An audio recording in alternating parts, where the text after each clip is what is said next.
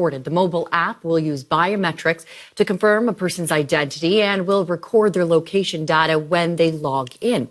Now, the agency says every year some 2,000 people under deportation orders fail to show up, and that means what they call, quote, considerable resources have to be used to find them and to try and locate them. But concerns are also being raised on multiple fronts. For more on this, we are joined by Gideon Christian. He is an associate professor and University Research Chair of Artificial Intelligence and Law at the University of Calgary. Thank you, Gideon, for taking the time. Thank you very much for having me. So let's start with the basics here. If you could break down for us how facial recognition technology works and how it could be used in this scenario. So facial recognition technology is an artificial intelligence-based biometric technology that uses computer vision to match faces or identify individuals based on their unique facial features. So there are two ways this technology works. One is what is known as one-on-one verification or face verification, whereby it tries to match two pictures to see whether they are the same individual. Then there's also what is known as one-to-many verification or face identification, where you have one particular picture or image being used to scan through a database containing hundreds, thousands, or millions of pictures for the purpose of trying to identify other pictures in the database that matches the subject picture. Now, facial recognition technology is one type of biometric identification. Or the other types, of course, include DNA, voice recognition, iris scan, and the others.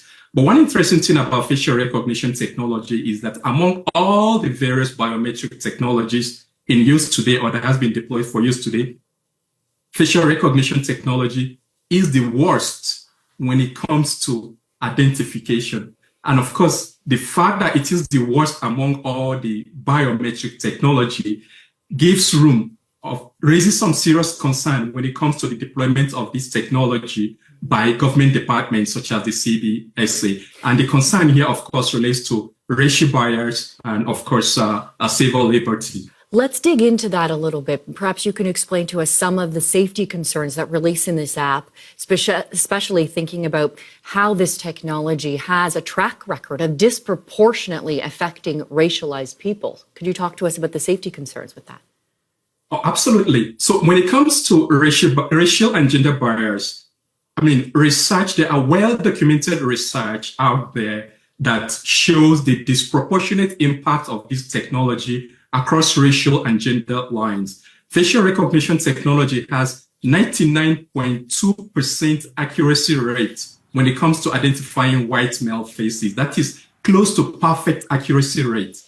However, that accuracy rate drops when it comes to darker-skinned individuals, especially darker-skinned females or Black women, where the technology has been shown to have some 35% error rate in identifying individuals from this racial and gender group. And that gives room for concern. To illustrate this, how serious this is, in the United States so far, there has been 6 documented cases of false arrests arising from police use of facial recognition technology. All the individuals involved are from one particular racial group, Black people. In Canada, we have had 7 federal court litigations involving 9 individuals who have challenged their removal or the revocation of their refugee status in Canada based on alleged evidence from facial recognition technology. All these individuals, the 9 of them, are Black individuals. 8 of them are Somali nationals. 4 of them are Black women, the same racial and gender group where the technology has been shown to have its worst error rate. So that raises a concern. If there are well-documented research showing that this technology has this error rate, that should serve as a warning to any government department using or even considering using this technology, that this technology is not really ready for prime time. And that's one thing I think the CBS should be seriously looking into or considering too. So Gideon, considering that, those serious error rates, how consequential would it be for this technology to be used in a public setting like Canada's borders? Well, very consequential, especially for the individuals from racial and gender group that has been shown to be disproportionately impacted by this technology, right? So in Canada, our charter guarantees life, liberty, and security of persons to individuals in Canada. And that also includes individuals who are on our deportation list. So when we are using a particular technology, deploying this technology, it's very important for us to consider the racial, the gender, and of course, the charter right implication of this deployment. So now, pardon me, I just want to ask you before we have to let you go, given that, what kind of other tests should this app undergo before it's released in the fall, really to better protect everyone? Well, before it's released, it's very important for us to for CBC to be very transparent with regards to its use of this technology. Details relating to the use of the technology and deployment of the technology is not available. For the past 16 months, I have been in battle with CDSA trying to get access to information, trying to get them to honor my access to information requests to get details about the use of this technology in public setting, which has been unsuccessful. So there is distrust when it comes to use of artificial intelligence technology. And when a government department decides to use this technology without transparency embedded to show the public how you intend to address the concern relating to this use of this technology, I think that raises some serious concern with regards to, the deployment of the technology and its adverse impact.